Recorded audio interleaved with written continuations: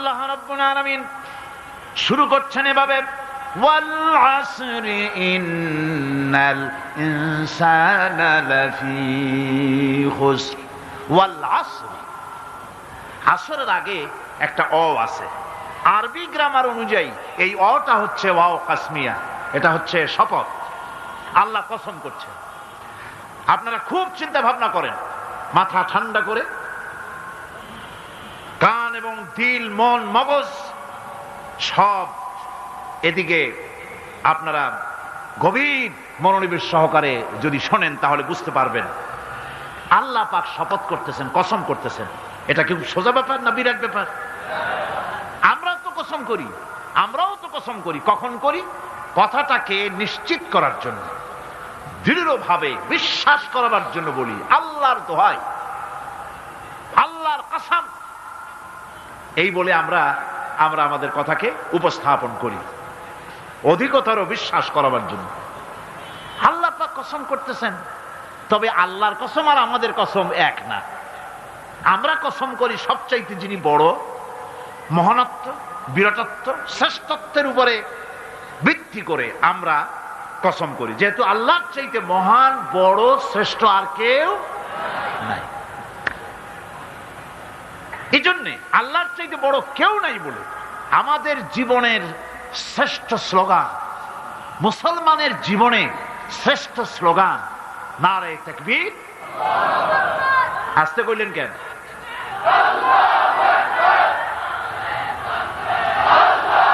আল্লাহ হচ্ছেন বড়,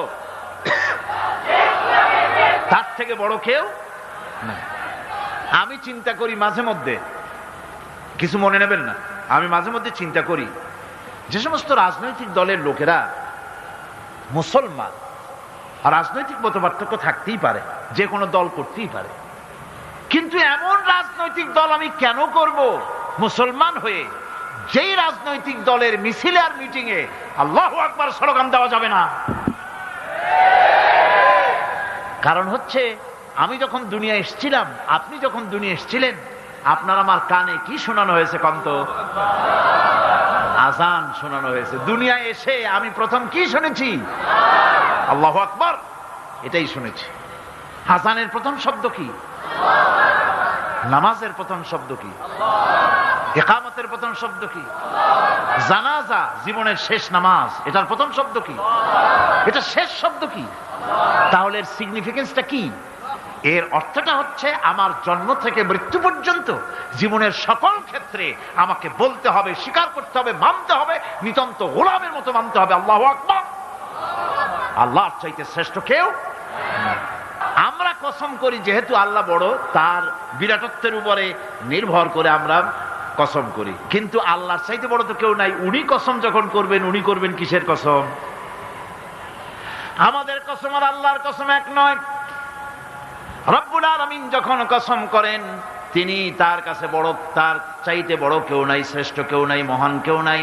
সেজন্য তিনি যে কসম করেন, যে কথা বলতে চান, ওই কথার সাথে, ওই বিষয়ের সাথে যার সম্পর্ক, যার সাযুজ্য আছে, সম্পৃক্ততা আছে, সিমিলারিটি আছে, তার কসম আল্লাহ পাক করেন। যেহেতু এখানে আল্লাহ রাব্বুল আলামিন মানুষের সফলতা, ব্যর্থতা, মানুষের লাভ আর ক্ষতির কথা বলবেন, সেজন্য আল্লাহ পাক মানুষের জীবনের সাথে, মানুষের সম্পর্ক রয়েছে তার জীবনের, মানুষের সাথে সম্পর্ক রয়েছে সময়ের, মানুষের সঙ্গে সম্পর্ক রয়েছে ইতিহাসের। তাই রব্বুল আলামিন বলেন, ওয়াল আসরি ইন্নাল ইনসানা লাফি খুসর। আমি কসম করি সময়ের, আমি কসম করি ইতিহাসের, আমি কসম করি জীবনের, আমি কসম করি সময়ের। যেহেতু এই জীবন আছে বলে আমরা আছি, জীবন না থাকলে আমরা বাঁচি না। ইতিহাসের কসম আল্লাহ করেন, কারণ হলো ইতিহাস মহাকালের সাক্ষী। এই মহাকালের দুষ্কৃতিকারা, তাদের দুষ্কৃতি যারা, তাদের দুষ্কৃত কর্ম, যা তারা যে খারাপ কাজ করেছে, সেই খারাপ কাজের ইতিহাস ধারণ করেছে। যারা সুকৃতি করেছে, তাদের সুকর্মগুলি ইতিহাস ধারণ করেছে। ইতিহাস হচ্ছে নীরব সাক্ষী। আল্লাহ বলেন, আমি ওই ইতিহাসের সাক্ষী। আমি জীবনের সাক্ষী, আমি সময়ের সাক্ষী, যেহেতু সময় কারো জন্য বসে থাকে না। সময়ের ব্যাপারে হযরত ইবনে কাইয়্যিম রাহমাতুল্লাহ আলাইহি তিনি বলেছেন, মা মাদা ফিদ দুনিয়া আহলামুন ওয়া মা বাকিয়া মিনহা আমানি। মা মাদা ফিদ দুনিয়া আহলামুন, আমি আমার জীবনের যে অংশ ফেলে এসেছি এটা আমার স্বপ্ন। ওয়া মা বাকিয়া মিনহা আমানি, আর যেটা আমার সামনে জীবন বাকি আছে ওটা হচ্ছে আমার আকাঙ্ক্ষা। ওয়াল ওয়াক্তু বাইনাহুমা দায়ুন, আর এর মাঝখান থেকে সময় চলে যাচ্ছে। সময় আমার জন্য বসে নেই, সময় চলে যাচ্ছে। এই পৃথিবীতে আসার পর আমাদের হায়াত তো বাড়ছে না, বরং হায়াত প্রতি মুহূর্তে কি হচ্ছে? লোকেরা বলে হায়াত বাড়ে, হায়াত তো বাড়ে না। হায়াত কি হয়? জন্মের পরের থেকে আমার জন্য রিজার্ভ আছে যতটুকুন, 50 বছর বাঁচবো, 60 বছর বাঁচবো, যতটুকুন হায়াত আমার জন্য নির্ধারিত করা আছে, নির্ধারণ করা আছে, প্রতিদিন একদিন একদিন করে কমে যেতেছে। এজন্য আমি বলি, আমার বাড়িতে যে ঘড়িটা আছে, এই ঘড়িটা বেলা 1টার সময় ঢং করে একটা আওয়াজ দেয়, শ্রোতাকে শুনিয়ে দেয়, বাড়িওয়ালা তোমার জীবনের মূল্যবান হায়াত থেকে 1 ঘন্টা কমাইয়া দিলাম। 2টার সময় 2টা ঘন্টা লাগায় শোনায় দিল, বান্দারে তোমার জীবনের মূল্যবান সময় থেকে 2টি ঘন্টা কমে গেল। এমনি করে দিন গেল, মাস গেল, বছর গেল, আমাদের হুঁশ হলো না। সময় চলে গেল তাস খেলে খেলে, সময় চলে গেল আমাদের খেলাধুলা করে, শয়তানি বদমাশি করে। সময় কতটুকুন পেলাম? কিয়ামতের দিন, বিচারের দিনটা যেটা হবে, আল্লাহ রাব্বুল আলামিন বলেন বিচারের দিনটাই লম্বা হবে 50 আলফা সানা মিম্মা তাউদ্দুন। বিচারের দিনটা লম্বা হবে কত বছর? 50,000 বছর। কত বছর? দুনিয়ায় যেভাবে তুমি হিসাব করো, দুনিয়ার গণনা অনুযায়ী হাসরের বিচারের দিনটা হবে 50,000 বছরের মতো লম্বা। এক কিতাবে দেখেছি, তিনি লিখেছেন হিসাব করে, কিয়ামতের ওই দিনটার হিসাবে 50,000 বছর একটা দিন লম্বা। ওই হিসাবে পৃথিবীতে যারা 60 বছর বাঁচলো, সে যেন আখেরাতে 2 মিনিট দুনিয়ায় বাঁচলো। চিন্তা করেছে? মাত্র 2 মিনিট। 60 বছর যারা হায়াত পেল, 2 মিনিট বাঁচলো। এই 2 মিনিটের জন্য কত হাঙ্গামা, কত মারধর, কত সন্ত্রাস, ক্ষমতার জন্য লড়াই, ফ্যান করেঙ্গে ত্যান করেঙ্গে, লাঠি কে আন্দার মুগুর ভরেঙ্গে, শক্তির ঠেলায় অস্থির।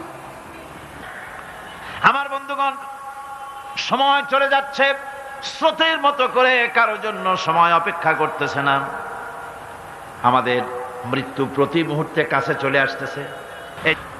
মৃত্যু সম্পর্কে আমাদের কারো জানা নাই, যে কোনো মুহূর্তে মৃত্যু আমাদের কাছে এসে যেতে পারে। মৃত্যু সম্পর্কে কিছুই জানা নাই, অথচ প্রতি মুহূর্তে আমরা মৃত্যুর দিকে গিয়ে চলছি। মাল সামান 100 বছর কি ধরে খাবো তাও জমা করে রেখেছি, কিন্তু 1 মুহূর্তের খবর নাই। মাহফিলে এসেছি, বাড়ি যেতে পারবো নিশ্চয়তা নাই। আছে? বলেন আছে? আপনি বাড়ি যাও ভালো, বসেছেন, দাঁড়াতে পারবেন, এই নিশ্চয়তা আছে? নাই। সুতরাং সূরার যে সময়ের উপরে কসম করে মূলত সময়ের অপরিসীম গুরুত্ব সম্পর্কে আল্লাহ পাক মানুষকে বুঝাই দিতেছেন। সময়ের দাম দাও। আমার ভাইরা, কিয়ামতের দিন জান্নাতীদের কোনো দুঃখ থাকবে না, সকলের দুঃখ থাকবে। জান্নাতীদের কোনো দুঃখ থাকবে নাকি? থাকবে, থাকবে। জান্নাতীদের মনের মধ্যে একটা দুঃখই থাকবে। ভালো করে শুনুন, জান্নাতীদের মনের মধ্যে একটা দুঃখই হবে। তারা মনে মনে চিন্তা করবেন, আফসোস করবেন, আহারে যদি দুনিয়ায় বসে অমুক সময় বাসে বসেছিলাম, আজে বাজে চিন্তা করেছি, বাড়ির ড্রয়িং রুমে একা একা বসে বসে আজে বাজে চিন্তা করেছি, অমুক অমুক সময় খেলাধুলায় কাটাইছি। এই সময়গুলিতে যদি সুবহানাল্লাহ, আলহামদুলিল্লাহ, লা ইলাহা ইল্লাল্লাহ, আল্লাহু আকবার, এই তাসবিহ যদি পড়তাম, জিকির আজগার করতাম, জান্নাতের ভিতরে আরো নিয়ামত লাভ করতে পারতাম। সময়টা তো কাজে লাগাইলাম না। মানুষের সবটা, মুমিনের সব কাজে সওয়াব। ওয়াকুলু লিন্নাসি হুসনা, মানুষের সঙ্গে ভালো ভালো কথা কও, মানুষের সঙ্গে হাসি মুখে কথা কও। একজনের সাথে হাসি মুখে কথা বললেন, আপনার একটা সদকা দেওয়ার মতো সমান সওয়াব আমলনামায় লেখা হয়ে গেল। ভালো ভালো কাম করো। বন্ধুগণ, সময় দ্রুত গতিতে চলে যাচ্ছে। মানুষের জীবন ক্ষতিগ্রস্ত হচ্ছে, ক্ষতি থেকে বাঁচতে পারবে 4টা গুণ যার মধ্যে আছে, বাকি সব ক্ষতিগ্রস্ত হয়ে যাবে। আমার ভাইয়েরা, এই কথাগুলি বলে আল্লাহ পাক যেন এরকম একটা দৃষ্টান্ত দিলেন। আপনি যদি পরীক্ষার হলে গিয়া দেখেন ছাত্ররা পরীক্ষা দিতেছে, পরীক্ষার জন্য নির্ধারিত সময় কতটুকুন? 3 ঘন্টা। 3 ঘন্টা। 3 ঘন্টা। আপনি গিয়ে দেখলেন কোন একজন পরীক্ষার্থী পরীক্ষা দিতে গিয়ে আর একদিকে তাকায় আছে, আকাশের তারা গুনতেছে, অথবা সে গল্প করতেছে, অথবা পরীক্ষা বাদ দিয়ে আজে বাজে কিছু লিখতেছে। আপনি যেমন তাকে, ওই ছেলেটাকে আনবো না, গাফেল ছেলেটাকে ঘড়ির দিকে তাকায় বলেন, এই ছেলে ওই ঘড়ির দিকে তাকাও, দেখো তোমার সময় কিন্তু চলে যেতেছে, মাত্র 1 ঘন্টা আর তুমি সময় নষ্ট করতেছ। আল্লাহ যেন স্নেহ পরবশে তাম পৃথিবীর গোলামদেরকে, বান্দাদেরকে আঙ্গুল নির্দেশনা দিয়ে বলছেন, বান্দারা প্রতি মুহূর্তে তোর জীবনের মূল্যবান সময় চলে যেতেছে, প্রতি মুহূর্তে সময় যাচ্ছে। আল ইনসান, ইনসান বলতে শুধু মুসলমান না, ইনসান বলতে কি মুসলমান শুধু না, আল ইনসান মানব মণ্ডলী, বিশ্বের সমস্ত মানুষকে আল্লাহ বলছেন, হিন্দু, খ্রিস্টান, বৌদ্ধ, নাসারা, ইহুদি, মজুসি, মুসলমান, বিশ্বের সব মানুষকে আল্লাহ বলছেন। যেহেতু আল্লাহ স্রষ্টা, মানুষের ব্যাপারে সার্বিক কল্যাণময় কথা কে বলতে পারেন? কে বলতে পারেন? সে আল্লাহ রাব্বুল আলামিন বলছেন, সময় চলে যাচ্ছে ও পৃথিবীর মানুষেরা। এই মানুষ বলতে আল্লাহ রাব্বুল আলামিন কোন ব্যক্তি, কোন গোষ্ঠী, কোন জাতিকে বলেন নাই, বলেছেন সমগ্র মানবতাকে। এর অর্থ হচ্ছে সূরাটিতে উল্লেখ্য 4টি গুণ যদি আমল করতে পারে লোকেরা, যেই ব্যক্তি করবে, যেই সমাজ করবে, যেই রাষ্ট্র করবে, যেই গোষ্ঠী করবে, যেই জাতি করবে, তারাই ক্ষতি থেকে বেঁচে যাবে। আর যারা করবে না তারা ক্ষতিগ্রস্ত হবে। কি হবে বলুন? এখন আল্লাহ পাকের কথা শুনুন। আল্লাহ পাক বলছেন, ওয়াল আসরি ইন্নাল ইনসানা লাফি খুসর। খুসরিন, এই যে খুসর, খাসারা, এই শব্দটা হচ্ছে আবিধানিক অর্থে ক্ষতি হচ্ছে লাভের বিপরীত। লাভের বিপরীত কি? ক্ষতি। নাফা, এই নাফার বিপরীত কি? নোকসান। খাসারাটা কি? নোকসান বলা হয় পুঁজি 50,000 খাটাইছিলাম, লাভ করতে পারি নাই, পুঁজি ঠিক আছে, এটাকে বলা হয় নোকসান। এটাকে কি বলা হয়? নোকসান। কিন্তু আমি পুঁজি খাটিয়েছিলাম 50,000 টাকা, লাভ তো হয়ই নাই, পুঁজিও চলে গেছে, আমও গেছে, সালাও গেছে, আমও নাই, সালাও নাই। এইটারে আরবিতে কি বলা হয়? খাসার। দেউলিয়া। দেউলিয়া হয়ে গেছে। দেউলিয়াটা বোঝেন ভালো আপনারা, দেউলিয়া হয়ে গেছে। কোরআন লাভ বা সাফল্যের ধারণা যেমন নিছক পার্থিব নয়, সমৃদ্ধির কথা শুধু পার্থিব নয়, জন্ম থেকে শুরু করে মৃত্যু পর্যন্ত কোরআনের লাভের কথা যখন বলা হয় তখন জন্ম থেকে মৃত্যু পর্যন্ত, আখিরাত পর্যন্ত, কিয়ামত পর্যন্ত। ক্ষতিটাও জন্ম থেকে শুরু করে মৃত্যু পর্যন্ত, কিয়ামত পর্যন্ত ক্ষতিটাও। এই ক্ষতি থেকে বাঁচবার জন্য কোরআনে কারিমে বিভিন্ন জায়গায় এই খাসারা শব্দ ব্যবহার করা হয়েছে। আল্লাহ রাব্বুল আলামিন বলছেন, ওয়ামান খাফফাত মাওয়াজিনুহু ফাউলাইকাল্লাযীনা খাসিরু আনফুসাহুম বিমা কানু বিআয়াতিনা ইয়াযলিমুন। যাদের পাল্লা ভারী হবে কিয়ামতে তারাই হবে সফলকাম, আর যাদের পাল্লা হালকা হবে, নেকির পাল্লা যাদের হালকা হবে তারা হবে ক্ষতিগ্রস্ত, তারা নিজেদের ক্ষতি নিজেরাই ক্ষতি সাধনকারী হবে কিয়ামতের দিন। কাজে মানুষের জীবনের সমুদয় কার্যাবলীর ভালো অংশ যদি খারাপ অংশের উপরে বিজয়ী হয়, তারপরে খারাপ অংশ পাওনাদারদের দিয়ে টিয়া, এরপরে যদি নেকি কিছু বাকি থাকে, তাহলে বোঝা গেল লোকটা কিয়ামতে নাজাত পাবে। আর যদি ভালো কাজের উপরে খারাপ কাজ বিজয়ী হয়ে যায় আর সমস্ত পাওনাদারদেরকে পাওনা মিটাইয়া তারপরেও পাপ বাকি থেকে যায়, এক চাইতে খাসারা পৃথিবীতে, আকাশে, জমিনে কিছুই আর হবে না। এর থেকে বাঁচার জন্য আল্লাহ পাক, এই খাসারা থেকে বাঁচার জন্যই মানুষকে এই কথা বলছেন। এই কথাটি কোরআনে কারিমের অন্য একটি আয়াতে আরো সুন্দর করে বলা হয়েছে, যারা নাকি এই দুনিয়ার বুকে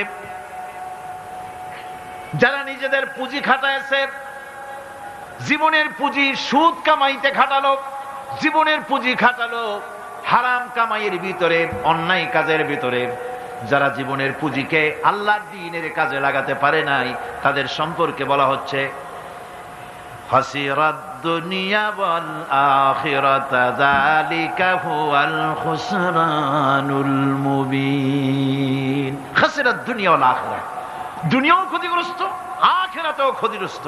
এটা হচ্ছে তার জন্য সুস্পষ্ট ক্ষতি, এর থেকে বড় ক্ষতি আর কিছুই হতে পারে না।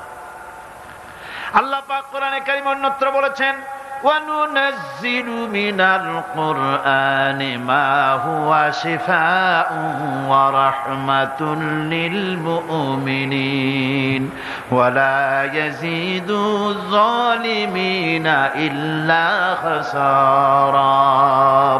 আমি এই কোরআন অবতরণের পরিক্রমায় এমন সব বিষয় অবতীর্ণ করেছি যা মুমিনদের জন্য নিরাময় এবং তাদের জন্য রহমত, আর জালিমদের জন্য ক্ষতি ছাড়া আর কিছুই বৃদ্ধি পায় না। জালিমদের জন্য ক্ষতি বৃদ্ধি পায়, আর যারা মুমিন তাদের জন্য এর মধ্যে নিরাময় আছে, এর মধ্যে রহমত আছে। অর্থাৎ যারা এই কোরআনকে যারা নিজেদের আইনের কিতাব হিসেবে গ্রহণ করেছে, কোরআনকে তাবিজের কিতাব হিসাবে নয়, ধর্মীয় কিতাব হিসাবে নয়, কোরআন সংবিধান। কোরআন কি? কোরআনকে যারা সংবিধান হিসাবে মেনে নিয়েছে, কোরআনকে যারা সংবিধান হিসেবে গ্রহণ করলো, ব্যক্তি, পরিবার, সমাজ, রাষ্ট্রে তাদের যাবতীয় মানসিক, বুদ্ধিবৃত্তিক, নৈতিক, তামাদ্দুনিক রোগের নিরাময় হবে, এর দ্বারা শান্তি হবে। কিন্তু যেসব জালিম এই কোরআনকে প্রত্যাখ্যান করেছি, কোরআনকে যারা মৌলবাদীদের কিতাব বলে, কোরআনের কথা বললে মৌলবাদ বলে গাইল দেয়, তারা তাদের কপালকে পোড়াইয়া ছাই বানাইয়া দিছে, তাদের কপাল ভস্মীভূত করে দিয়েছে। আমার দেশে, এই দেশটা কি মুসলমান বেশি না অন্য জাতি বেশি? কোন? জোরে কোন? মুসলমান সবচেয়ে। খুব লক্ষ্য করে শোনেন, এই দেশে সবচেয়ে মুসলমান বেশি, ইন্দোনেশিয়ার পরে। পৃথিবীর দ্বিতীয় বৃহত্তম মুসলিম দেশ হলো কোনটা? বাংলাদেশ। এই দেশে ইসলামরে যত গালি দেওয়া হয়েছে, কোরআনকে যত গালি দেওয়া হয়েছে, আলেমদেরকে যত গালি দেওয়া হয়েছে, রাসূলুল্লাহকে যত গালি দেওয়া হয়েছে, ইসলামী আদর্শকে যত গালি দেওয়া হয়েছে, পৃথিবীতে কোন দেশে এইভাবে ইসলামকে গালি দেওয়া কোথাও হয় না। এমনকি আমেরিকার মতো দেশে, ইংল্যান্ডের মতো দেশেও কোরআনের বিরুদ্ধে এত কথা কেউ বলতে সাহস পাবে না, ইসলামের বিরুদ্ধে কথা বলতে সাহস পাবে না, যেহেতু মুসলমানেরা সেখানে পাল্টা আক্রমণ করবে। আজ আমার দেশে মুসলমানের ঘরের সন্তান হইয়া ইসলামের বিরুদ্ধে তারা বক্তব্য রাখে। মৌলবাদ জিকির উঠে গেছে। আমেরিকার প্রেসিডেন্টরা যখন শপথ নেন, প্রেসিডেন্ট হিসাবে ওথ নেন, বাইবেলের উপরে হাত রাখেন আর বলেন, এই মহাগ্রন্থকে স্পর্শ করে শপথ নিচ্ছি, আমি আমার চিন্তা চেতনা, আমার মেধা, আমার প্রজ্ঞা সবটা আমার জাতি, আমার দেশকে উন্নয়নের জন্য, এর সমৃদ্ধির জন্য, এর সংরক্ষণের জন্য আমি আমার জীবনকে উৎসর্গ করব। বাইবেলের উপরে স্পর্শ করে এই শপথ তারা নেন। আমার দেশের প্রেসিডেন্ট, প্রধানমন্ত্রী শপথ নেওয়ার সময় কোরআন শরীফের উপরে হাত রাখে যদি, তাহলে বলা হবে বেচারা মৌলবাদী হয়ে গেছে। এটা করা যাবে না। আর যদি কেউ করে সামান্য কিছু, কোরআন না, যদি তসবিহ নিয়েও আসে, তাহলে বুঝতে হবে জাতির সাথে একটা প্রতারণা ছাড়া কিছুই না। কাজেই ধর্মের প্রতি আকর্ষণ একটা ভিন্ন জিনিস, সেই জিনিসকে ছেড়ে যারা দেয় তারাই ক্ষতিগ্রস্ত হয়, আর যারা ধরে রাখে তারা দুনিয়ায় ক্ষতিগ্রস্ত হয় না। আল্লাহ পাক এখানে রাসূল করিম সাল্লাল্লাহু আলাইহি ওয়াসাল্লাম একটি হাদিস প্রণিধানযোগ্য কোরআনের ব্যাপারে। হুজুর বলেছেন, আল কোরআন হুজ্জাতুন লাকা ওয়া আলাইকা। এই কোরআন হয় তোমার পক্ষের সাক্ষী, না হয় এই কোরআন তোমার বিপক্ষের সাক্ষী। কিয়ামতে এই কোরআন হয় তোমার পক্ষে কাজ করবে, নতুবা এই কোরআন তোমার বিপক্ষে কাজ করবে। দুই অবস্থা থেকে খালি হবে না। হয় কোরআন তোমার পক্ষে সাক্ষী দেবে, না হয় আমরা কি চাই? কিয়ামতে কি চাই? বলেন কি চাই? কোরআনের পক্ষে যদি আমরা সাক্ষী চাই, তাহলে এই কোরআনের পক্ষে আমাদেরকে কাজ করতে হবে। এছাড়া আমাদের নাজাতের কোনো পথ নাই। আমাদের মুক্তির পথ হচ্ছে কোরআন কেন্দ্রিক, রাসূলুল্লাহর হাদিস কেন্দ্রিক। এর বাইরে আমাদের সমস্ত পুঁজি নষ্ট হয়ে যাবে। আমাদেরকে পৃথিবীতে টিকে থাকতে হলে কোরআনের উপরে ভিত্তি করে আমাদেরকে বাঁচতে হবে, টিকতে হবে। কোরআনে কারিমে আল্লাহ রাব্বুল আলামিন অন্যত্র বলেছেন, কুল ইন্নাল খাসিরিনাল্লাযীনা খাসিরু আনফুসাহুম ওয়া আহলিহিম ইয়াওমাল কিয়ামাহ আলা যালিকা হুয়াল খুসরানুল মুবিন। বলো, প্রকৃত দেউলিয়া তারাই যারা কিয়ামতের দিন নিজেকে, নিজের পরিবার পরিবর্গকে এই ক্ষতির দিকে যারা ঠেলে দেবে। ভালো করে শুনে নাও, এটি হচ্ছে সুস্পষ্ট ক্ষতি, সুস্পষ্ট দেউলিয়াপনা। এই ক্ষতি থেকে বাঁচার জন্য আল্লাহ রাব্বুল আলামিন কোরআনে কারীমের মধ্যে বলেছেন, ওয়াল আসরি ইন্নাল ইনসানা লাফি খুসর। পড়েন সবাই, ওয়াল আসরি ইন্নাল ইনসানা লাফি খুসর। মানুষের, সমগ্র মানুষের জীবন ক্ষতিগ্রস্ত, ব্যর্থ। কে বলতেছেন? গা শিউরে ওঠার কথা না? গা শিউরে ওঠে। আল্লাহ বলতেছেন ক্ষতিগ্রস্ত, ব্যর্থ। আপনি যতই মনে করেন আপনার মিল আছে, কল আছে, কারখানা আছে, মন্ত্রী, টাকা পয়সা আছে, প্রেসিডেন্ট হয়েছেন, প্রধানমন্ত্রী হয়েছেন, আপনার জীবন সফল হয়েছে, আল্লাহ বলেন না, জীবন ব্যর্থ, জীবন বিফল, জীবন ক্ষতিগ্রস্ত। তাম পৃথিবীর সমস্ত মানুষ ক্ষতিগ্রস্ত, ব্যর্থ। 4টা কাজ করলে সফল হবে। কয়টা কাজ? জোরে বলেন, কয়টা কাজ? ইল্লাল্লাযীনা আমানু ওয়া আমিলুস সালিহাতি ওয়া তাওয়াসাউ বিল হাক্কি ওয়া তাওয়াসাউ বিস সাবর।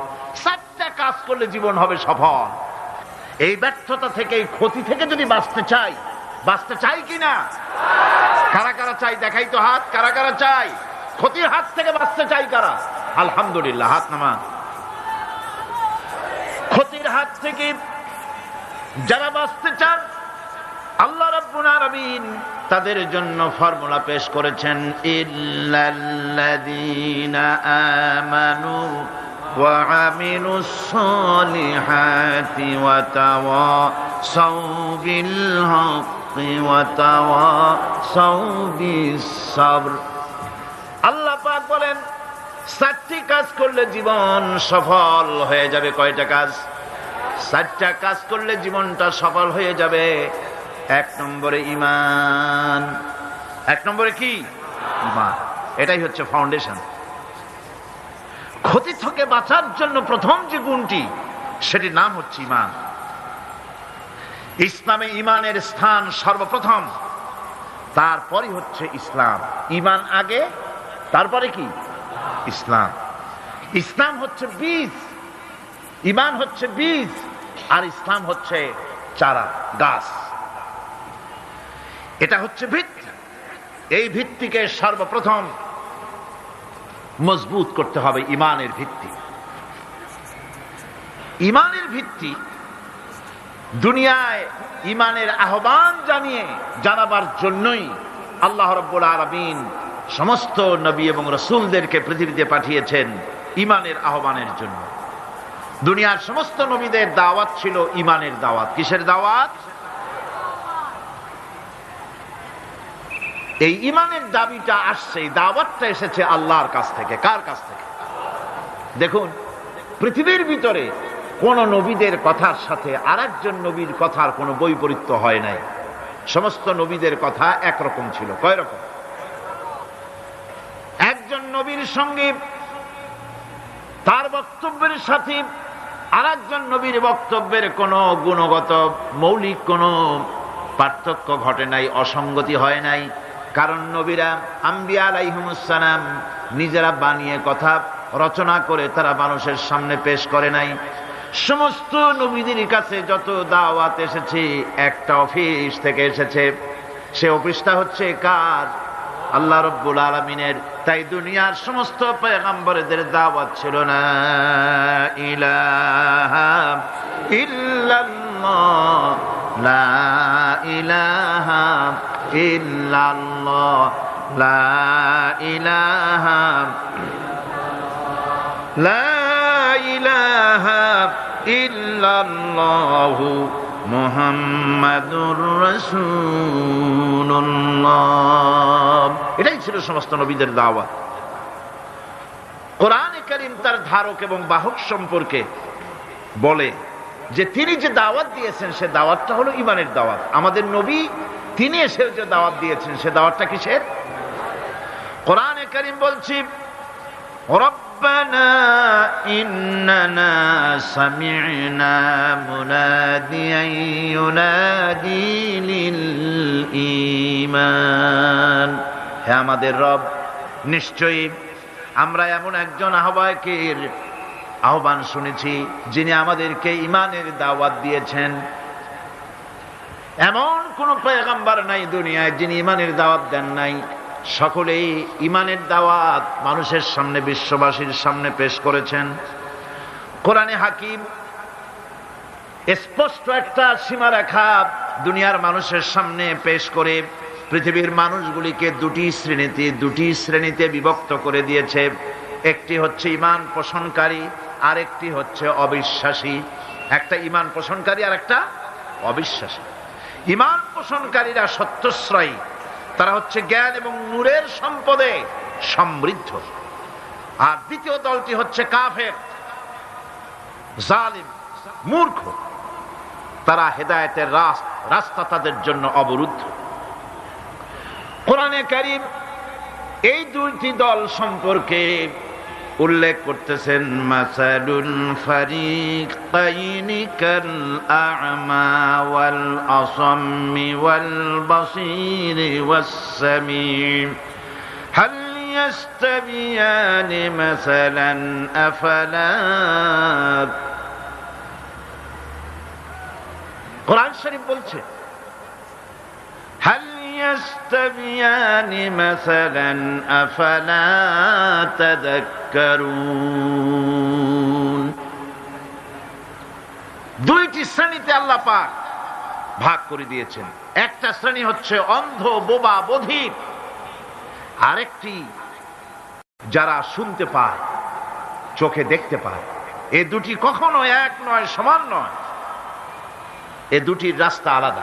কাফেরের রাস্তা আর ইমানদারদের রাস্তা সম্পূর্ণ ভিন্ন। আল্লাহ রাব্বুল আলামিন ঈমান এবং কুফরের পার্থক্য বলে দেওয়ার জন্য গোটা মানব জাতির মধ্যে স্পষ্ট করে বলেছেন, লা ইকরাহা ফিদ-দীন ক্বাদ তাবায়্যানার রুশদু মিনাল গায়ব। দ্বীনের ব্যাপারে জোর জবরদস্তি নেই। এখানে হেদায়েতের পথ এবং গোমরাহি, হেদায়েতকে গোমরাহির পথ থেকে সম্পূর্ণ আলাদা করে দেওয়া হয়েছে। লা ইকরাহা ফিদ-দীন, দ্বীনের ব্যাপারে কোনো জোর জবরদস্তি নাই। যারা ধর্মনিরপেক্ষবাদী তারা এই আয়াতটাকে নিজেদের মতবাদকে প্রতিষ্ঠার লক্ষ্যে অনেক সময় কাজে লাগায়। দুটি আয়াতকে তারা বেশি ব্যবহার করে। একটা হচ্ছে লাকুম দীনুকুম ওয়ালিয়া দীন, আর একটা হচ্ছে লা ইকরাহা ফিদ-দীন। এই দুইটি আয়াতকে ধর্মনিরপেক্ষবাদীরা ব্যবহার করে। এই দুটির কোনটি তাদের আদর্শকে বোঝাবার লক্ষ্যে ব্যবহারের কোনো সুযোগ নাই। লা ইকরাহা ফিদ-দীন, ধর্মের ব্যাপারে কোনো বাড়াবাড়ি নাই, জোর জবরদস্তি নাই। এ কথা বলা হয়েছে এই কারণে যে কোন বিধর্মীকে, অমুসলিমকে ভয় দেখিয়ে, লোভ দেখিয়ে অথবা কোন ক্রমে কোন প্রকার চাপ সৃষ্টি করে তাকে মুসলমান বানানো যাবে না। এমনকি সূরা তওবার মধ্যে এসেছে, যুদ্ধ চলাকালীন সময়, জিহাদ চলাকালীন সময় কোন অমুসলিম যদি ইসলাম জানার জন্য তোমাদের তাঁবুতে আসে তাহলে তুমি তাকে ইসলাম বুঝাও। ইসলাম শোনার পরে যদি মেনে নেয় ভালো কথা, আর যদি না মানে তাকে তার তাঁবু পর্যন্ত ফিরে যেতে দাও। মাঝপথে তাকে আক্রমণ করা যাবে না। ধর্মের ব্যাপারে কোনো বাড়াবাড়ি নাই। লা ইকরাহা ফিদ-দীন, এর দ্বারা ধর্মনিরপেক্ষতার কোনো কথা বোঝানো হয়নি। আর লাকুম দীনুকুম ওয়ালিয়া দীন, এটা ছিল কাফেরদের সেই বক্তব্যের প্রেক্ষিতে যেখানে কাফেররা বলেছিল মুহাম্মদ সাল্লাল্লাহু আলাইহি ওয়াসাল্লাম, আসুন আমরা এক কাজ করি, সেটা হলো ধর্ম নিয়ে আমাদের মধ্যে যে বাকবিতণ্ডা হচ্ছে, আমরা ধর্মকে 50-50 ভাগ করে দিই।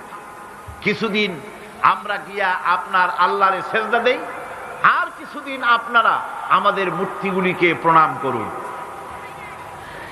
এই প্রস্তাব যখন রাখল, আল্লাহ রাব্বুল আলামিন সূরা কাফিরুন অবতীর্ণ করে দিলেন, কুল ইয়া আইয়ুহাল কাফিরুন লা আ'বুদু মা তা'বুদুন। হে কাফেরেরা, হে অবিশ্বাসীরা, নবী আপনি বলুন, হে অবিশ্বাসীরা, তোমরা যার ইবাদত করো আমরা তার ইবাদত করি না, আবার আমরা যার ইবাদত করি তোমরাও তার ইবাদত করো না।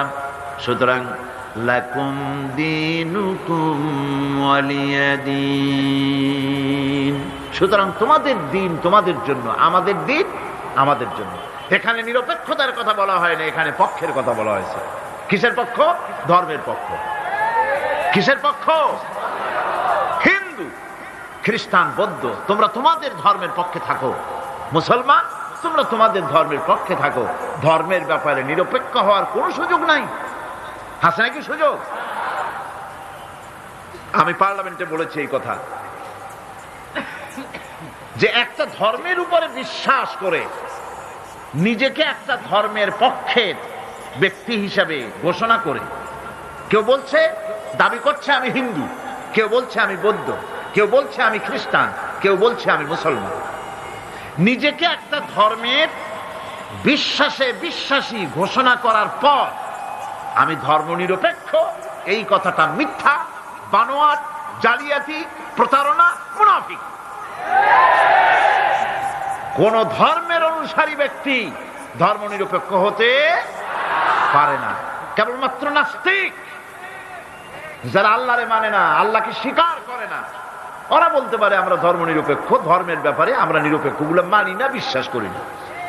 কিন্তু যারা ধর্মে মানে, সেদের যে ধর্মেরই হোক না কেন, সে ব্যক্তি ধর্ম নিরপেক্ষ যদি দাবি করে, এটা মিথ্যে কথা, এটা মুনাফিকি ছাড়া আর কিছু হতে পারে না।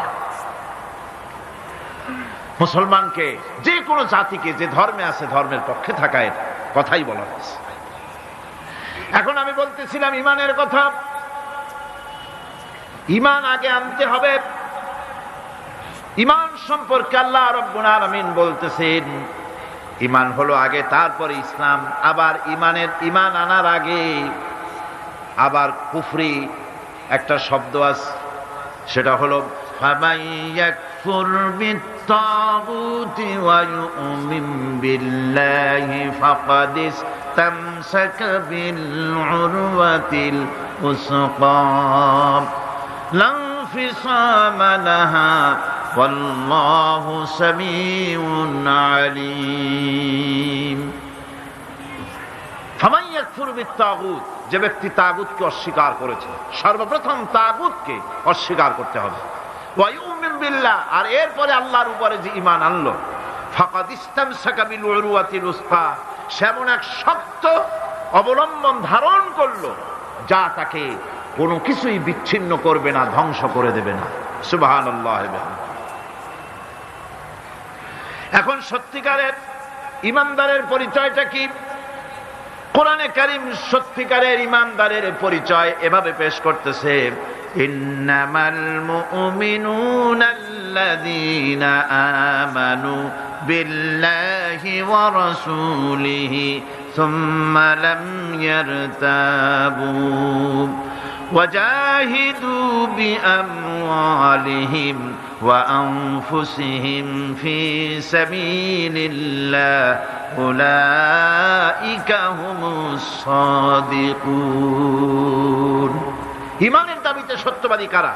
ইন্নামাল মুমিনুনা আল্লাযীনা আমানু বিল্লাহি ওয়া রাসূলিহি, সত্যিকারের মুমিন তো তারা যারা নাকি ঈমান এনেছে আল্লাহর উপর এবং রাসূলের উপরে। এই ঈমান আনার পর সুম্মা লাম ইয়ারতাবু, এরপরে কোন সন্দেহে সে নিপতিত হয় নাই, কোন সন্দেহ তার মনের মধ্যে জায়গা পায় নাই, আর সে আল্লাহর রাস্তায় জিহাদ করেছে মাল দিয়ে, জান দিয়ে। উলাইকা হুমুস সাদিকুন, এরাই হলো ঈমানের দাবিতে সত্যবাদী। সুম্মা লাম ইয়ারতাবু, অথবা এক বিন্দু সন্দেহ মনের মধ্যে জায়গা দেয় নাই। অর্থাৎ ঈমান আনছি কার উপরে? আল্লাহর উপরে। কার উপরে? আর তার রাসূলের উপরে। আল্লাহ এবং রাসূলের উপরে ঈমান আনার পর যারা আল্লাহ এবং রাসূলের বিধান জীবনের সকল ক্ষেত্রে মানতে পারে নাই, তারাই সন্দেহে নিপতিত হয়েছে। কথা বুঝতে পেরেছেন? তাদের সন্দেহ এই কোরআন মানুষের জীবন, তার সম্পদ, তার রাজনীতি, তার অর্থনীতি পরিচালনা করতে পারে না।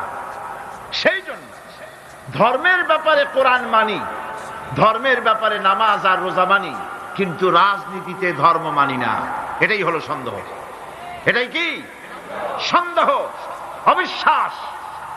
জীবনকে তারা দুইটা ভাগ করেছে, এক ভাগ রাজনীতির জন্য আর এক ভাগ কিসের জন্য? ধর্মের জন্য। জীবনকে ভাবে দুইটা ভাগ করার কোন অধিকার দেওয়া হয় নাই।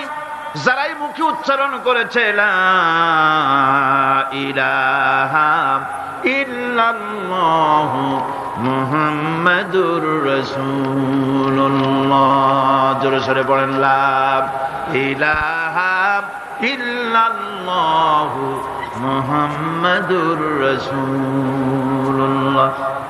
যারা জীবনকে, যারা নাকি ঈমান এনেছে, কালেমা বিশ্বাস করেছে, আল্লাহ এবং রাসূলের প্রতি ঈমান এনেছে, জীবনকে দুইটা ভাগ করার কোনো অধিকার নাই।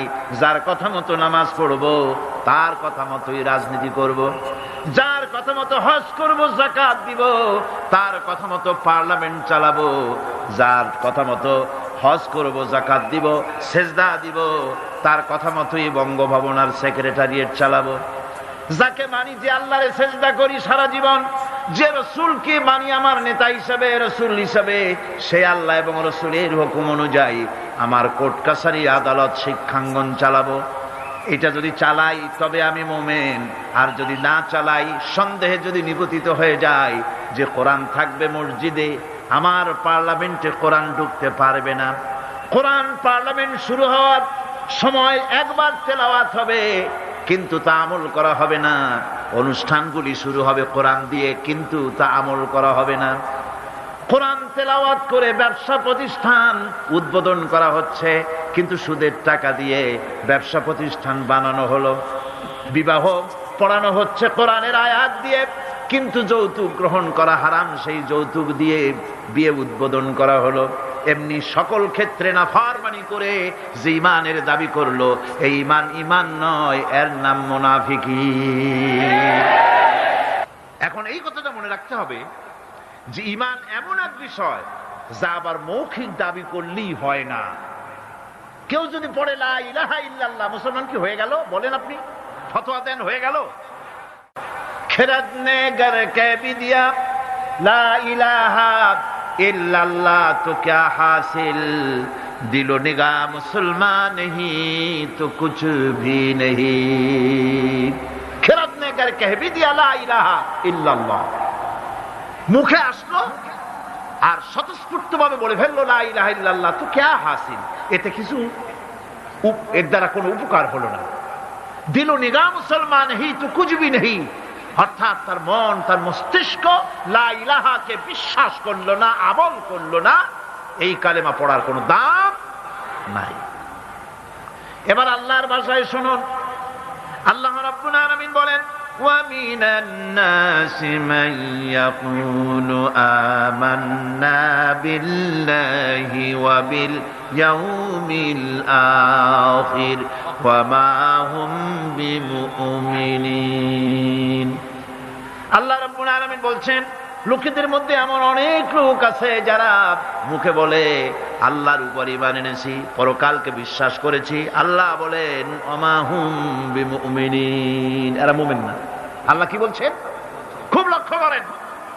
একদিকে মুসলমান হইতে হলে বিশ্বাস করতে হবে কি আল্লাহর পরকাল, রাসূলের উপর ঈমান, এগুলি করতে হবে। একটা লোক ঘোষণা করলো যে আমি আল্লাহ এবং পরকালকে বিশ্বাস করি, এরপরে আল্লাহ পাক বলছেন ওমা হুম বিমুমিনিন, এরা মুমিন না, কারণ এই কথাগুলি তার মুখের, মনের কথা না। সে ব্যক্তি, এরকম ব্যক্তি এ মাহফিলও থাকতে পারে, যদি থাকে আল্লাহ রাব্বুল আলামিন তাকে হেদায়েত নসিব করে দিন, আমরা বলি আমিন। সে লোকটিকে আমি আলোচনা করলে আপনি নিজেই বুঝতে পারবেন, যা ভুল তার কাছে ধরা পড়বে। আয়নার সামনে দাঁড়ালে পরে আয়না সব বলে দেয়, ঠিক কি না?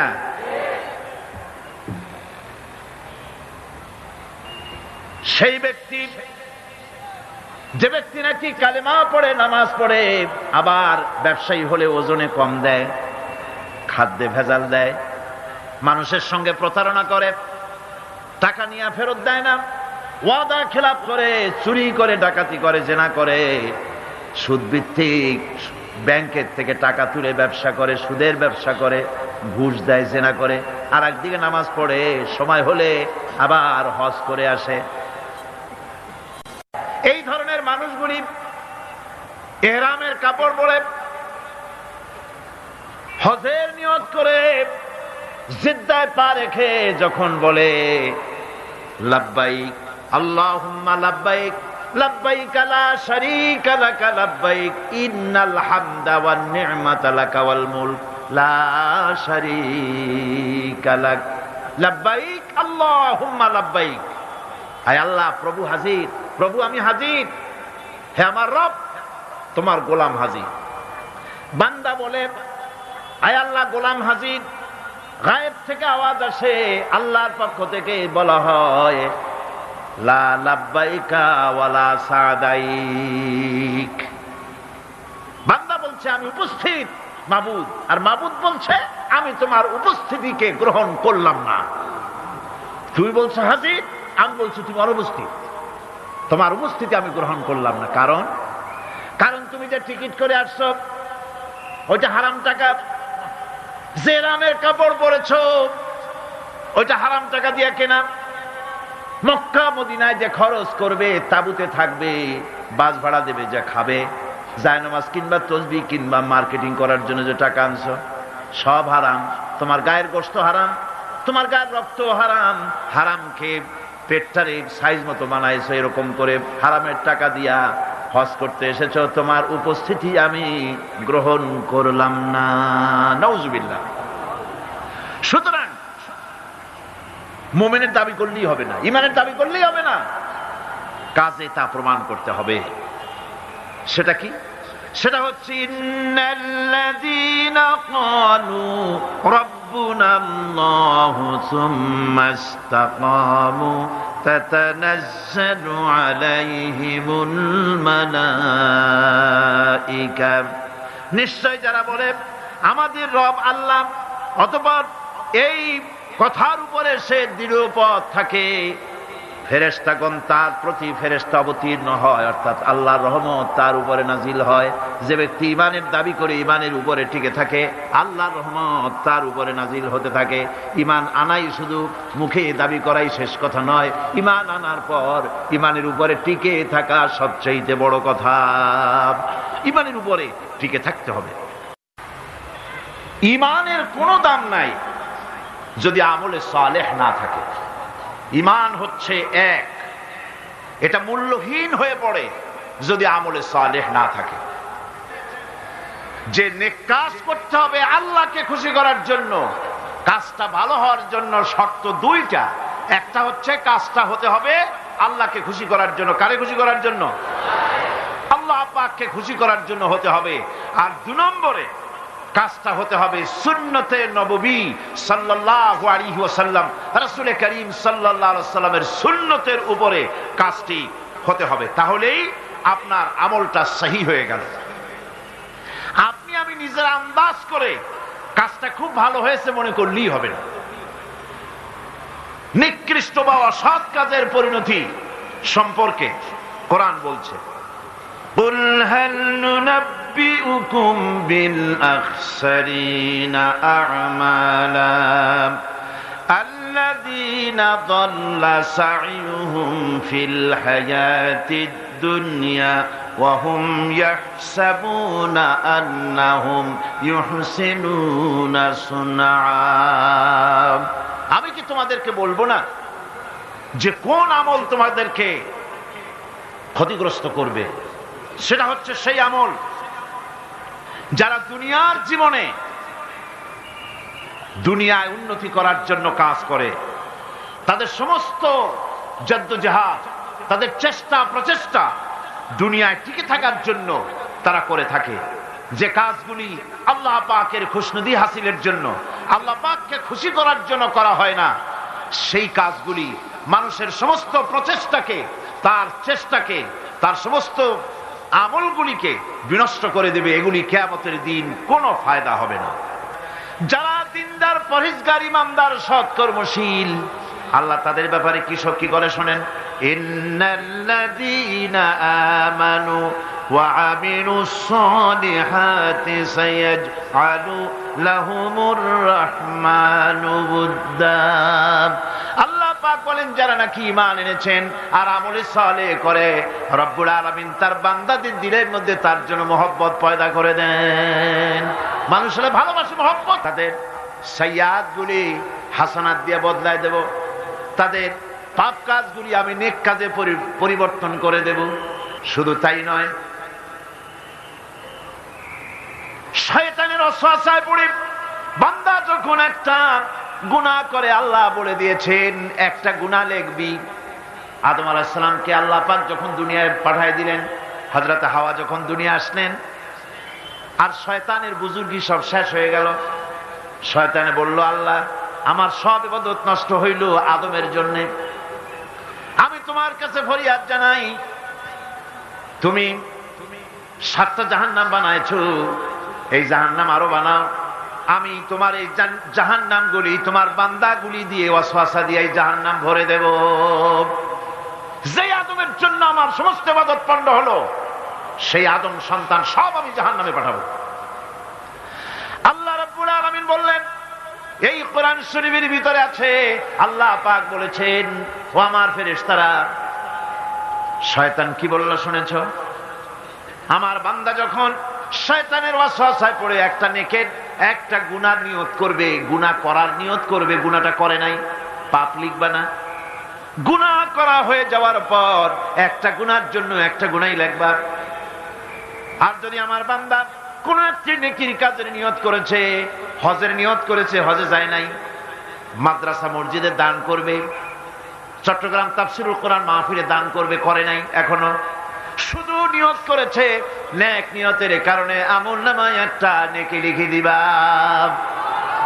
আর যখন নেকের কামটা করা হয়ে যাবে, আল্লাহ পাক বলেন, মান জাআ বিল হাসানাতি ফালাহু আশরু আমসালিহা।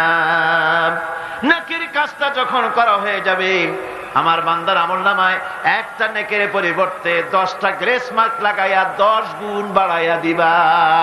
সুবহানাল্লাহ। আমি বান্দা, আল্লাহ পাক বলেন, বান্দার কোন আমলের উপরে আমি জুলম করি না। বান্দা যদি যে সব কাজ করবে, সমস্ত নেক কাজের জন্য আমি তাকে সওয়াব দান করব। শুধু তাই না, সৎকর্মশীল ব্যক্তিদের রুজিতে আমি বরকত দিয়ে দিব। সুবহানাল্লাহ কোন। ভালো কাজ যারা করবে তাদের রুজিতে আল্লাহ পাক কি করবেন? ফাল্লাযীনা আমানু ওয়া আমিলুস সালিহাতি লাহুম মাগফিরাতুন ওয়া রিজকুন কারীম। যারা ঈমান আনবে এবং ভালো কাজ করবে, আমি তাদেরকে উত্তম রিজক দান করব। শুধু তাই নয়, আমলে সালিহ যারা করবে, সৎকর্মশীল লোকদের, তাদের জন্য রয়েছে আমার কাছে ক্ষমা, মাগফিরাত। ওয়া ইন্নী লাগাফফারুন লিমান তাবা ওয়া আমানা ওয়া আমিলা সালিহান সুম্মা ইহতাদা। নিঃসন্দেহে আমি ক্ষমাশীল ওই সব বান্দাদের জন্য যারা সৎ কাজ করে, আমলে সালেহ করে, নেক কাজ করে, আর গুনাহ থেকে তওবা করে, আর এই তওবার উপরে, হেদায়েতের উপরে টিকে থাকে। আমি তাদের গুনাহগাশি আমি রব্বুল আলামিন মাফ করে দেই, গুনাহ খাতাকে ক্ষমা করে দেব। যারা ঈমান আনবে, আমলে সালেহ করবে, নেক কাজ করবে, তাদেরকে আল্লাহ পাক ক্ষমার ওয়াদা করেছেন। মানব গোষ্ঠীকে মহা ক্ষতি থেকে বাঁচাবার জন্য আল্লাহ পাক তৃতীয় যে পয়েন্টের কথা বলেছেন সেটা হচ্ছে হক। সেটা কুই? হক শব্দটি হচ্ছে বাতিলের বিপরীত, মিথ্যার বিপরীত। অসত্যের বিপরীত। শব্দটি কি? হক। এর অর্থ হচ্ছে সঠিক, নির্ভুল, সত্য, ন্যায়, ইনসাফ ইত্যাদি এই কথার মধ্যে এসে যায়। এর মধ্যে আল্লাহর হক এবং বান্দার হক এসে যায়। হকের দাওয়াত অর্থ হচ্ছে ইমানদারদের সমাজ এরকম হবে না যে বাতিল মাথা উঁচু করে দাঁড়াবে আর হকপন্থীরা মাথা নিচু করে তারপরে চলবে, নাহকের বিরুদ্ধে কথা বলবে না, চুপ করে থাকবে। এটা ইমানদার যে সমাজে বাস করে সেই সমাজের চিত্র এরকম হতে পারে। লূত আলাইহিস সালামের জামানায় যখন জমিনটাকে উল্টে দেওয়ার জন্য অর্ডার হলো, তখন ফেরেশতা বলছিল, আয় আল্লাহ, এই জমিনে তো একটা লোক আছে যে 30 বছর পর্যন্ত তোমার ইবাদত করেছে, সেই লোকটারে তো সরাবার ব্যাপারে তুমি কিছু বললা না। আল্লাহ রাব্বুল আলামিন বললেন, জমিনটা উল্টায়া ওর মাথায় আগে রাখো, ওরে শুদ্ধা জমিনটারে উল্টায় দাও। কারণ গোটা জাতি যখন আমার সঙ্গে নাফরমানি করছে, আমার নবীর সঙ্গে নাফরমানি করতেছে, তখন এরা কথা বলে নাই। এই লোক নিজের ইবাদত নিয়ে ব্যস্ত ছিল, নিজেকে জাহান্নাম থেকে বাঁচাবার চেষ্টা করেছে। গোটা জাতি জাহান্নামে যায় সেজন্য ভুরুক্ষেপ করে নাই। হক কথা বলতেই হবে। হক যে বলবে না, হক থেকে যে চুপ থাকবে, সে হচ্ছে শয়তানুন আখরাস, বোবা শয়তান। রাসূলুল্লাহ হাদিসে বলেছেন, হক থেকে যে চুপ থাকে সেটা কি শয়তান? বোবা শয়তান। এখন আপনাকে বিপদ মুসিবত থেকে বাঁচার জন্য হকের দাওয়াত দিতে হবে, তা না হলে আল্লাহ পাক ক্ষমা করবেন না। না হক যখন সমাজে চলতে থাকে, হকের আওয়াজকে একজনকে হলেও হকের আওয়াজ বুলন্দ করতে হবে। কোরআনে কারিমে রব্বুল আলামিন বলেন, ওয়াত্তাকু ফিতনাতান লা তুসিবান্নাল্লাযীনা যালামু মিনকুম খাসসা। সতর্ক থাকো, বেঁচে থাকো ওই সব বিপদ থেকে, মুসিবত থেকে, যেই বিপদ শুধুমাত্র বিপদের কারণ যারা, ওদের জন্যই নাজিল হবে না, বরং যারা সহ্য করে তাদের উপরও বিপদ আসবে। যারা বিপদের কারণ, গুনাহের কারণ, শুধু ওরাই ধ্বংস হবে না, যারা সহ্য করবে তাদেরকেও আযাবের মধ্যে নিপতিত হতে হবে। একটা দৃষ্টান্ত দিলে বুঝবেন। আপনার বাড়ির সামনে ড্রেনের ভিতরে বিড়াল মরে পড়েছে, কুকুর মরে পড়েছে, আপনি নাকে রুমাল দিয়ে যান, বাড়িওয়ালা ভালাইতেছে না, আপনিও ভালাবার চেষ্টা করতেছেন না। এখন এইটা পচে গলে দুর্গন্ধ হয়ে পরিবেশ নষ্ট করে দেবে। তখন এই মরা কুকুরটার দুর্গন্ধে শুধু বাড়িওয়ালাই অসুস্থ হবে না আশেপাশের লোকেরা অসুস্থ হবে? বলেন আপনারা, সবাই অসুস্থ হয়ে পড়বে। সুতরাং বাড়িওয়ালা যদি না ফালায়, আপনার দায়িত্বে আপনাকে ফেলতে হবে। অন্যায় যেখানে উঠবে সেখানেই তাকে নির্মূল করতে হবে। এটা হলো উম্মতে মুহাম্মাদীর দায়িত্ব। আল্লাহ পাক এর জন্য বলেছেন, ওয়ালতাকুম মিনকুম উম্মাতুন ইয়াদউনা ইলাল খায়র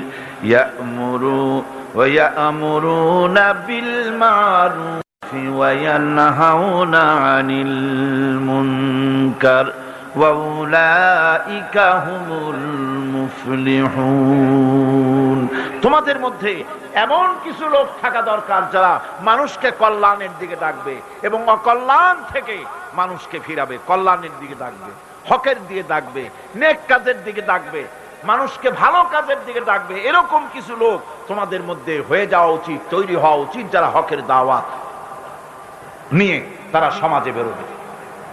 কারণ মুসলমানেরা হলো আমাদের সম্পর্কে আল্লাহ পাক বলেছেন, কুনতুম খায়রা উম্মাতিন উখরিজাত লিন-নাসি তা'মুরুনা বিল মা'রুফি ওয়া তানহাউনা আনিল মুনকার।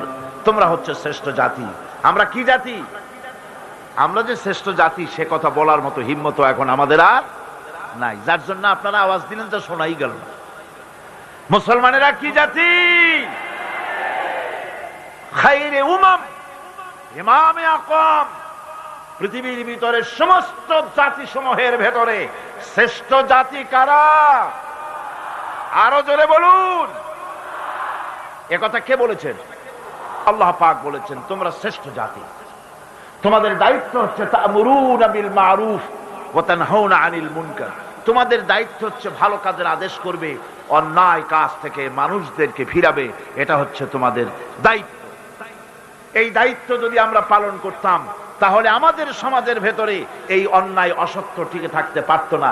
আমরা মানুষকে ভালো কাজের আদেশ দেই না। ভালো কাজের আদেশ দিতে হলে ক্ষমতায় থাকতে হয়। আদেশ আর অনুরোধ এই দুটো কি এক জিনিস? আদেশ আর অনুরোধ দুটো কি এক জিনিস? আদেশ দিতে গেলে আদেশের জায়গায় পৌঁছাতে হয়। আদেশের জায়গায় না গিয়ে কাউকে হুকুম দেওয়া যায় না, অনুরোধ জানাতে হয়। গভর্নমেন্টের কাছে বিনীতভাবে অনুরোধ জানাই, সিনেমার অশ্লীলতার জ্বালায় টিকতে পারি না, রমজান মুবারক এসেছে, এই অশ্লীল সিনেমার ছবি নামায় ফেলা হোক, বিনীতভাবে অনুরোধ জানাই। এটা হলো অনুরোধ। আর আল্লাহ বলছেন ইসলামের ব্যাপারটা অনুরোধের ব্যাপার নয়, এটা হচ্ছে আদেশের ব্যাপার। ক্ষমতায় এমন লোক পাঠাতে হবে যে রমজান মাস এলে পরে অর্ডার দেবে সিনেমার সমস্ত ছবি আর গান বন্ধ করে দাও। হোটেলের কোন দরজা খোলা থাকতে পারবে না, কোন খাবারের দোকান মুসলমানদের খোলা থাকতে পারবে না। এটা হচ্ছে অর্ডারের কাজ। তা'মুরুনা বিল মা'রুফ, আমর, হুকুম, অর্ডার। অনুরোধ করে হয় না, এটা আদেশ দেওয়ার মাকামে যেতে হয়। সেই আদেশের মাকামে আমরা কি যেতে পেরেছি? পারিনি। আমাদের অবস্থা হচ্ছে মোল্লার দৌড় মসজিদ পর্যন্ত। এই কথাটা যে কে শুনাইছে আল্লাহই জানে। मोल्ला को जो मिला है मस्जिद में सजदे की इजाजत, मुल्ला को जो मिला है मस्जिद में सजदे की इजाजत, नालायक समझते हैं यही इस्लाम की आजाद। मौलवी साहेब मस्जिদের ইমামতি পাইছেন আর মনে করেছেন যে আমি ইসলামের স্বাধীনতা পেয়ে গিয়েছি। ডিজি সাহেব যদি দাওয়াত দেয়, মন্ত্রী সাহেব যদি দাওয়াত দেয়, আনন্দে অস্থির হয়ে যায়। আরে বাপ রে, ডিসি দাওয়াত দিছে, কি সোজা কথা, মরি কি বাঁচি, উঠি কি পড়ি। ওই জায়গা পার্লামেন্ট, সেক্রেটারিয়েট, বঙ্গভবন যেদিন কোরআনের দখলে আসবে সেই দিন অর্ডার দিয়ে অন্যায়কে বন্ধ করা সম্ভব হবে।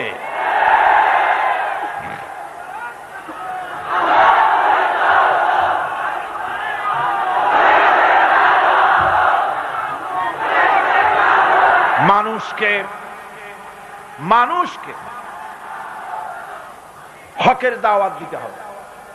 আল্লাহ রাব্বুল আলামিন বলেন, ওয়ামান আহসানু কাওলাম মিম্মান দাআ ইলাল্লাহি ওয়া আমিলা সালিহান ওয়া ক্বালা ইন্নানী মিনাল মুসলিমিন। ওয়ামান আহসানু কাওলাম মিম্মান দাআ ইলাল্লাহ, ওর থেকে ভালো কথা আর কার হতে পারে যে ব্যক্তি মানুষকে আল্লাহর দিকে ডাকে। সুবহানাল্লাহ বলেন, সুবহানাল্লাহ বলেন।